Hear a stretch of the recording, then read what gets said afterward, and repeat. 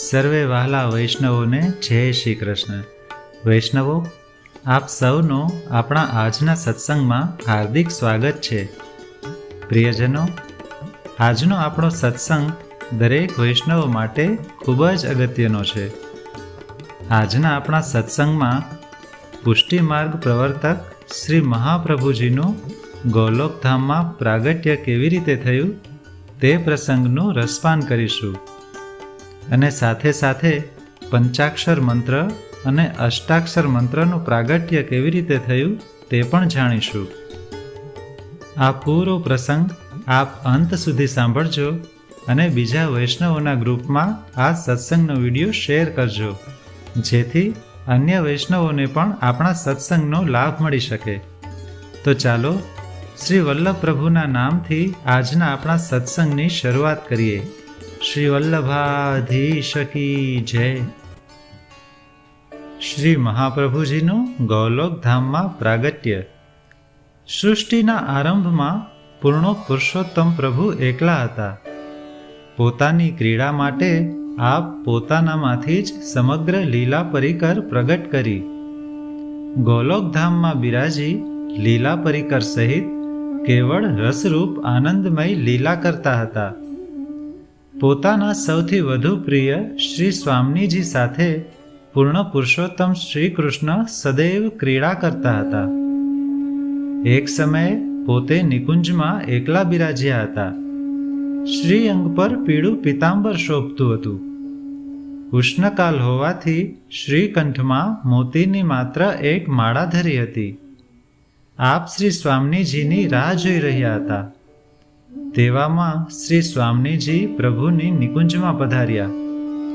નિકુંજના દ્વારમાંથી શ્રી સ્વામીજીએ પ્રભુના વિશાળ હૃદય પ્રદેશ પર પોતાનું પ્રતિબિંબ જોયું. વિશાળ હૃદય પ્રદેશ પર દેખાતું મુખારવિંદ પ્રતિબિંબ છે એવો ખ્યાલ તેમને ન આવ્યો. તેમણે માન્યું કે શ્રી કૃષ્ણની ગોદમાં કોઈક બીજા ગોપીજન બેઠેલા છે.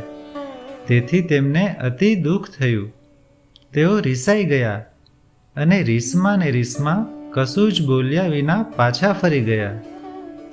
તેઓ પોતાની નિકુંજમાં જઈને ખૂબ ગુસ્સામાં અને રીસમાં બિરાજ્યા. આ બાજુ શ્રી કૃષ્ણને શ્રી સ્વામીજીના આવા વર્તનથી અતિ આશ્ચર્ય થયું. તેમને સમજાયું નહીં કે શ્રી સ્વામીજીને શા માટે માઠું લાગ્યું છે. પોતે નિર્દોષ હોવા છતાં શ્રી સ્વામીજીએ રીસ કરી, માન કર્યું, તેથી તેમને પણ ખૂબ માઠું લાગ્યું અને પોતે શ્રી સ્વામીજીના વિરહમાં પોતાની નિકુંજમાં બિરાજી રહ્યા. બીજી બાજુ શ્રી સ્વામીજીને માનમાં બિરાજેલા જોઈને શ્રી લલિતાજીએ માનનું કારણ પૂછ્યું.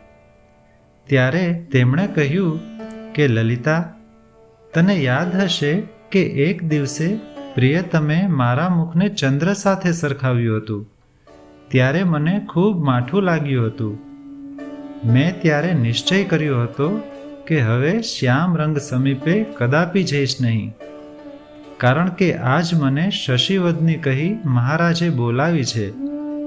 પરંતુ ત્યારે મારો ગુસ્સો તારી સમજાવટથી ઉતરી ગયો હતો.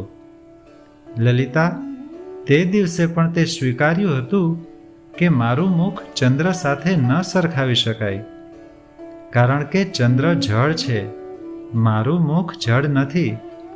ચંદ્રમાં વધઘટ થાય છે, મારા મુખમાં વધઘટ થતી નથી. ચંદ્રમાં કાળા કલંક છે, મારા મુખ ઉપર એક પણ કલંક નથી.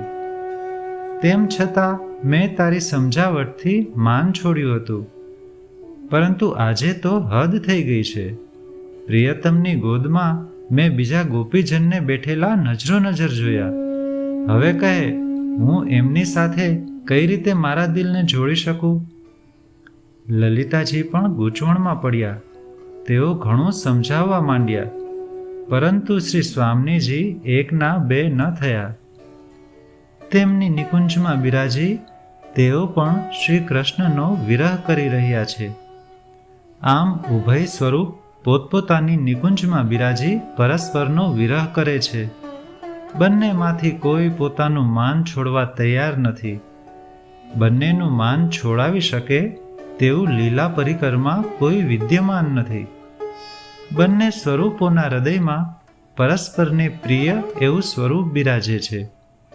શ્રી ઠાકોરજીના હૃદયમાં શ્રી સ્વામીજીના ભાવરૂપ સ્વરૂપ બિરાજે છે અને શ્રી સ્વામીજીના હૃદયમાં શ્રી ઠાકોરજીના ભાવરૂપ સ્વરૂપ બિરાજે છે. તેથી જ તેમના પ્રાણ ટકી રહ્યા હતા.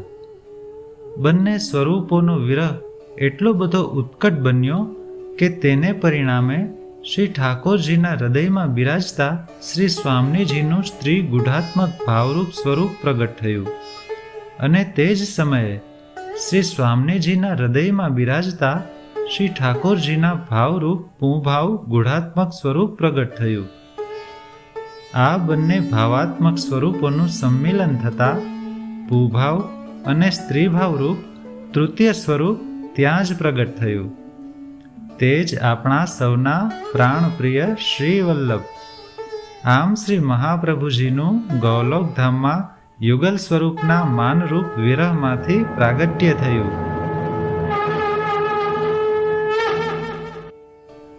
શ્રી વલ્લભ શ્રી સ્વામીજી પાસે પધાર્યા અને શ્રી ઠાકોરજીની ગોદમાં બીજા વ્રજભક્ત બિરાજતા હતા તેવી ભ્રમણા પોતાના સુંદર કોમળ વચનો દ્વારા દૂર કરી. શ્રી સ્વામીજીને મનાવીને શ્રી ઠાકોરજીની પાસે પધરાવ્યા.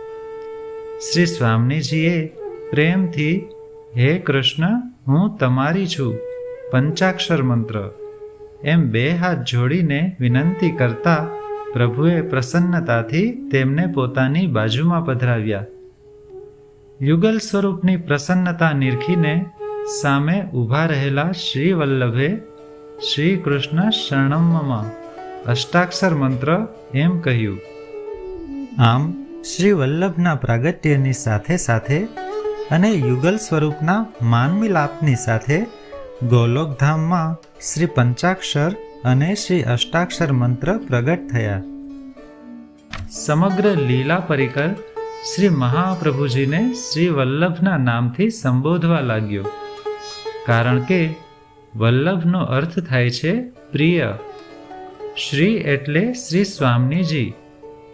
શ્રી સ્વામીજીને જે પ્રિય છે તેવા શ્રી વલ્લભ. શ્રીનો બીજો અર્થ થાય છે સમગ્ર લીલા પરિકર. સમગ્ર લીલા પરિકરને જે પ્રિય છે તે શ્રી વલ્લભ. શ્રી વલ્લભનો ત્રીજો અર્થ એવો પણ થાય છે કે જેમના હૃદયમાં શ્રી એટલે શ્રી સ્વામીજી બિરાજેલા છે તેવા શ્રી કૃષ્ણને જે પ્રિય છે તે. આમ લીલા પરિકર સહિત યુગલ સ્વરૂપને પ્રિય તે શ્રી વલ્લભ. આવા શ્રી વલ્લભ યુગલ સ્વરૂપની પાસે ગૌલોકધામમાં બિરાજે છે. વૈષ્ણવો, આપણા આજના સત્સંગને અહીં વિરામ આપીએ અને આવતા વિડીયોમાં બેઠક ચરિત્ર વિશે આપણે વધુ સત્સંગ કરીશું. સર્વે વૈષ્ણવોને જય શ્રી કૃષ્ણ.